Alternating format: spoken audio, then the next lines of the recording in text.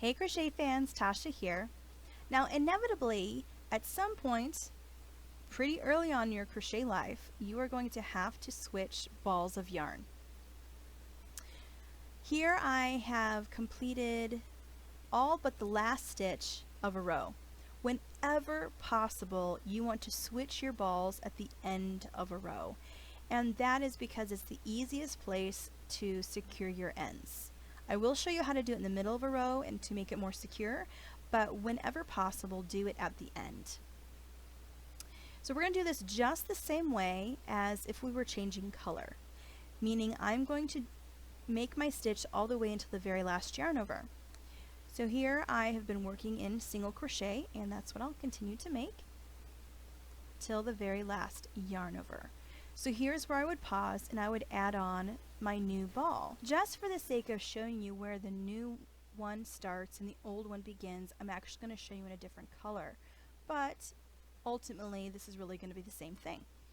So I'm going to add the new ball, leaving an end long enough to weave. So that's typically 6 inches or more.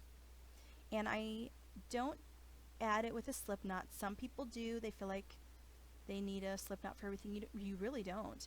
You just need to load the new ball onto your hook and pull that through your last stitch. Tug on the end of the old ball to make sure that that last loop is not too big.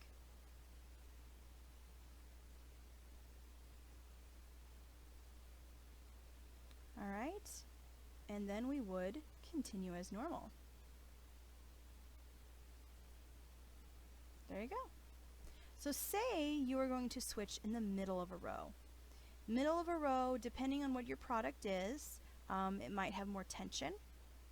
Might be a place where there's more tug and pull at it, so you want it to be a little bit more secure. So this is one of the things that I do is, okay, this is gonna be my last stitch, so here we go. Now instead of dropping the old ball, I'm gonna add the new ball. I'm just gonna bring this around to show you for demonstration, and I'm gonna hold the old and the new together. Yarn over and pull that through.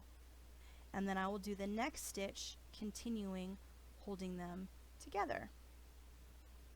And that's really gonna secure it.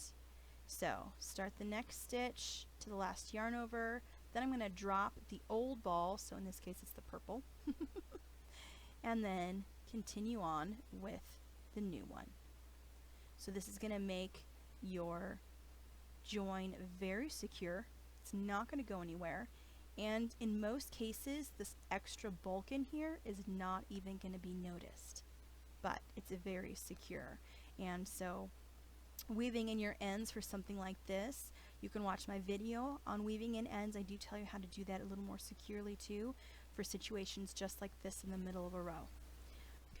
The same applies for if you're working with the double crochet stitch, or actually any stitch. We are going to work all the way into the very last yarn over. So here I am in the middle of the row because that's going to be the most challenging part. I'll start this stitch and work all the way to the last yarn over.